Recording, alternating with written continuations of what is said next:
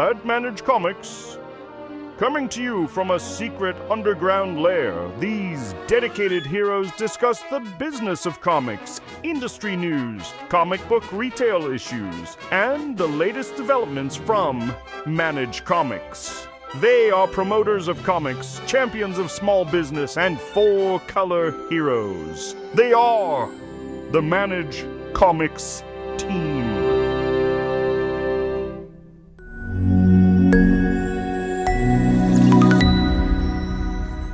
Welcome. This is the latest episode of Meanwhile at Manage Comics. We've been on a little bit of a hiatus. We're going to go back onto a little bit of a hiatus until the early to mid-January period.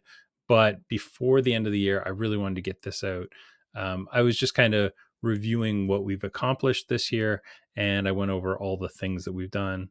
And it's pretty awesome. I mean, we didn't get to some of the things that we wanted to, one of those being multi-store, but multi-store is like the next big thing that we're focused on, because we were waiting for certain things to happen in the Shopify world that finally happened this year. So without any further ado, I'm going to just jump right in and start talking about some of the cool stuff that we worked on.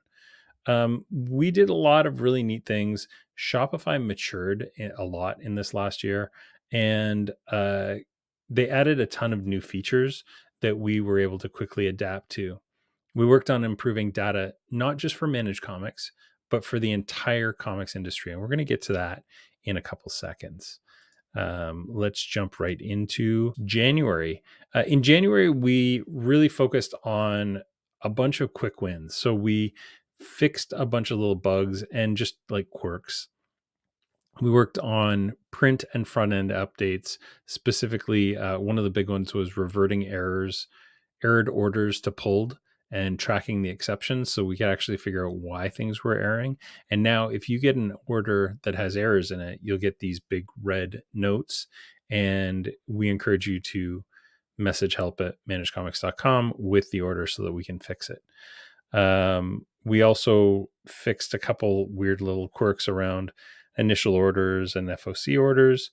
We added the ability to print out customer lists easily. And we kicked off this very podcast and this very videocast, Meanwhile at Manage Comics. In February, we worked on universal distribution and order history reporting. So Canadian stores could now use universal distribution for invoices. We also created a better importing ability. Actually, sorry, this wasn't importing. This was for specific data, because a lot of the 1.0 stores were used to a certain file format that we had. So we added that here, and we changed the way that PRH initial orders and FOCs happen. They open a text box with only the quantity in the items and quantity in the box.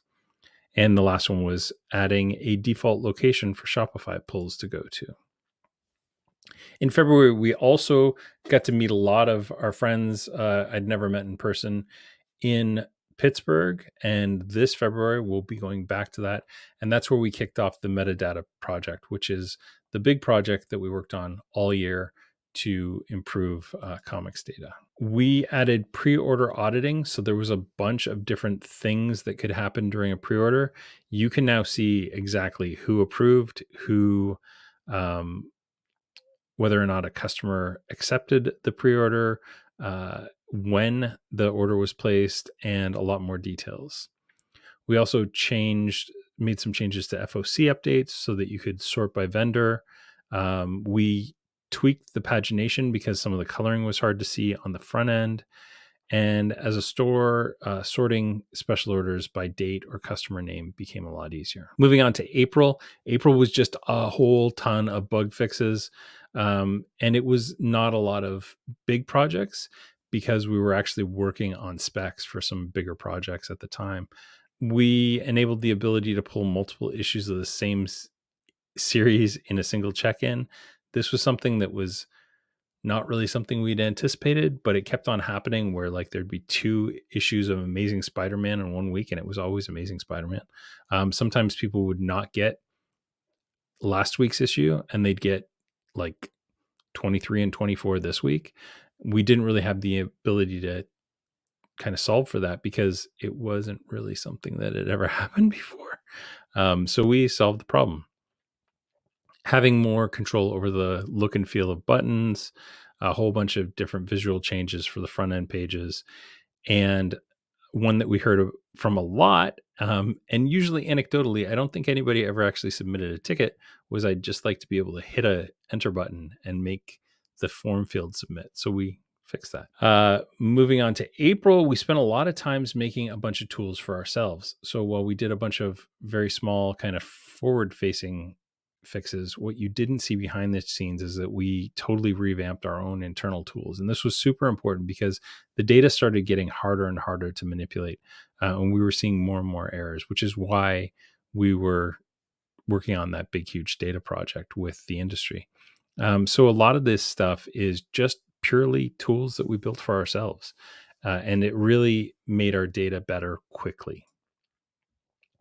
And that's when we kicked off Comet. So Comet is the comics metadata standard project with more than dozen retailers, publishers, and distributors, including reps from all four major distributors and most major publishers. Yeah, so we had help from DC and Marvel specifically. Image was there. Dark Horse popped in. Kodansha. There were just so many publishers that participated and made sure that our data formats and standards were something that would make sense to them. Moving on to May, we added cloning and more data tools. So we had the ability to clone into a series. You could always clone from a series, but now we added into, which just kind of closed that loop. We added the ability to adjust quantity on pre-orders, recalculate subscriptions on orders and FOCs with a button. In GeekFetch, we added the ability for us to run queries without having to do database things so that more of our staff could actually run queries. And we have a bunch of uploads now that we can use to do specific things like fix an ISN, or we can download any result as a CSV so that we can kind of manipulate it offline and then re-upload that. June 2023, though, was a massive project. It was a pricing matrix for international stores. And this doesn't sound incredibly complicated, but I don't think I've ever seen another solution like this and that's really as elegant as this. What it basically does is you're allowed to, as a store owner, set tiers for items. So if a $3.99 comic comes in, you can say that that comic in Canadian dollars is going to be $4.25 or $4.85 or whatever it is. And then a $4.99 book might be, let's say, $6.25. So everything in between there, you can build tiers all the way up, or you can just say, just jump to the next tier. This was a really kind of complicated process. It took us quite a bit of time to get it right.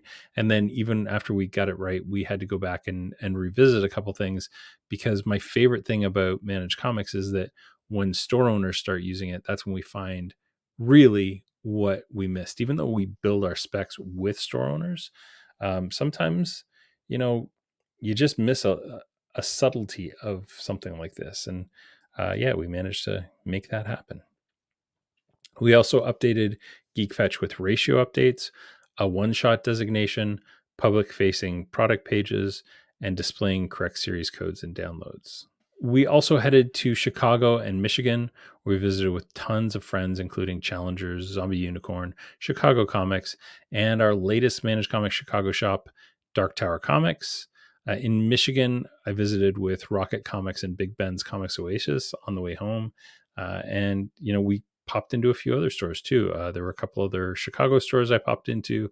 So yeah, we visited a ton of shops. In July, we made some major improvements to the new store importing. So we were doing a lot of imports from Classic to 2.0. So we changed the 1.0 to 2.0 import.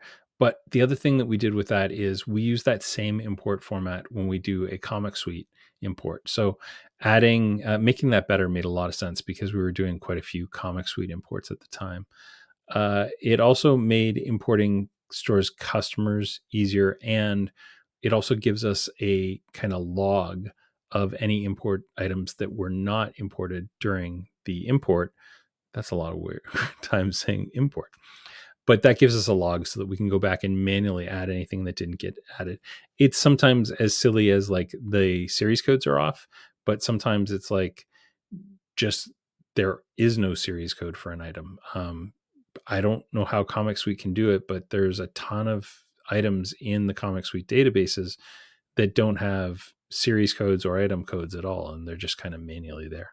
We also added the ability to override currency settings on check-ins, so that if somebody is checking something in from a Canadian distributor, you don't want to override your currency settings. You just want to say this is Canadian, so don't change the currency settings. And a store with a null location, which we found a ton of, have the ability to set the location, which is now an error thing that we throw out. In August, this was a huge project. I can't tell you how big this is, and there's still ramifications of it being felt today. We rethought the entire way that series codes were generated. And August was because DC had put out all of their Night Terrors books, and a lot of the times they were reusing series codes from their regular series, which most stores did not want to happen. And with our ability to let stores clone things in, if you want Superman Night Terrors to be all of the Superman customers, super easy to do. But a lot of stores just didn't want that by default. So the catalyst for this was because DC had actually created the same series code for Titans, Tales of the Titans, and Night Terrors Titans. So we had 3 different books that were all using the same series code, and that was kind of not ideal for us. So we built our own system that takes the UPC series code into account to create a series code. Now we're seeing some problems with that now. That, for example, Alien Books is kind of continuing with Valiant stuff. So we're trying to figure out how we can tie 2 UPC series codes together. And we've been unsuccessful so far, but we're still working that one out. For now, I would recommend, because I'm hoping this is like an edge case, just clone all the people from the old Exo Manowar into the Alien Books one. We also did some things for stores, including sorting pre-orders by title, product links and initial orders. So after having created the Geek Fetch version of kind of public facing pages, we then made links to those things so that you can actually see all the information about this Catwoman issue by clicking on it, and it opens in a new tab. That my favorite one. As a customer, all covers should be sorted by issue sequence number.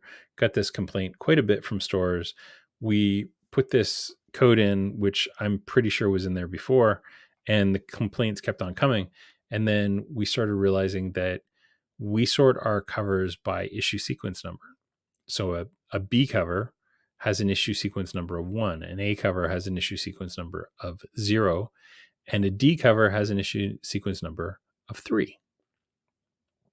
However, sometimes some companies give the D cover an issue sequence number of 1, and give the B cover an issue sequence number of 6, and give the C cover an issue sequence number of 4. And that just breaks everything. So Manage Comics sorts covers according to the issue sequence number. We couldn't sort them according to the letter because there's no real indicator anywhere that this is a C cover, this is a B cover, unless we could somehow figure out how to parse that out of the title. And that's just dumb. That's how you cause all kinds of problems. So we've got a bigger problem, which is getting the industry to fix its own data, and that's something we're working on with the industry. In September, we squashed a whole ton of bugs. So September was another case where we had done a whole bunch of big projects, and I needed a little bit of a breather to catch up on the stories, and that's why in September we worked on things like click tracking URLs from external mail providers, As a store, I want the initial order and FOC interfaces to be consistent. So at the bottom, you'll see they're consistent now. It was a personal pet peeve of mine.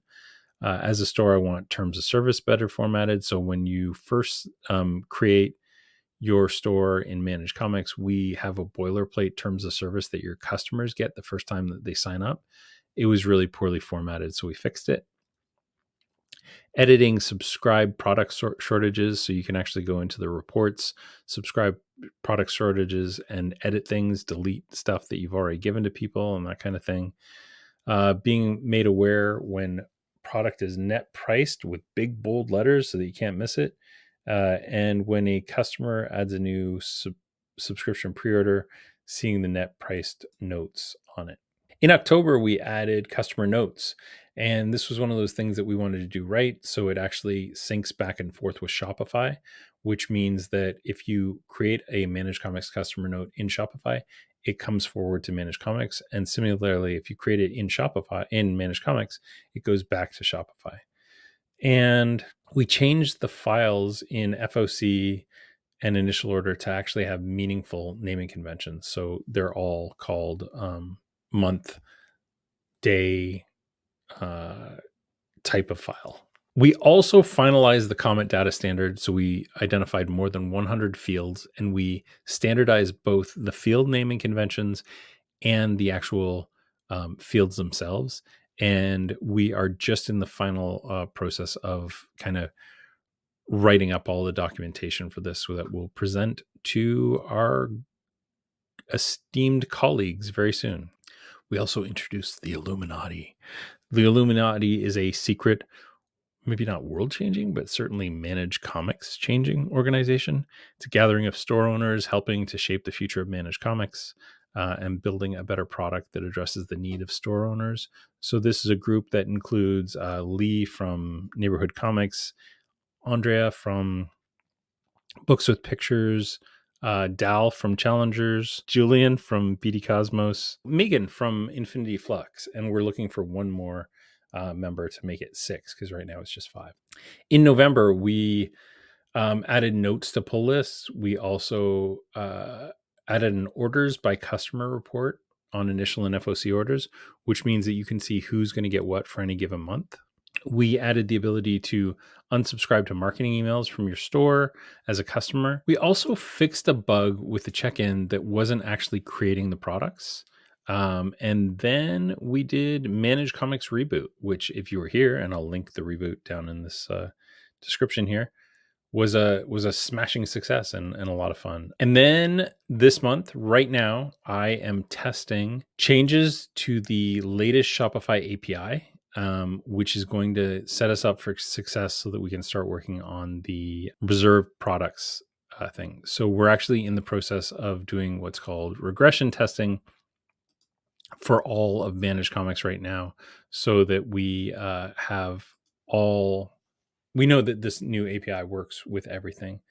We also worked on international stores being able to place initial orders and FOCs with Diamond and Universal distribution. And this will come in huge later when we add Universal to all American stores as well. And finally, we are working on a giant top secret marketing project that I'll be able to talk about a little more next year. But that's kind of what we've done in 2023. And I think it was a lot. We didn't get a couple of the big projects that we wanted to hit this year, but we did so much, and the platform is constantly evolving, and I think it gets better all the time. Next year, our big push is going to be to multi-store, get that all solved. And then later in the year, got a big, huge secret project that I don't want to talk too much about, but definitely is super fun. And we're going to start working on improving the front end at some point. I really have some visions for kind of how to make the front end just a better front end for Managed Comics. But yeah, that's all the excitement from 2023. In the meantime and in between time, please have a safe and happy rest of the year, and we will see you in 2024. Thanks.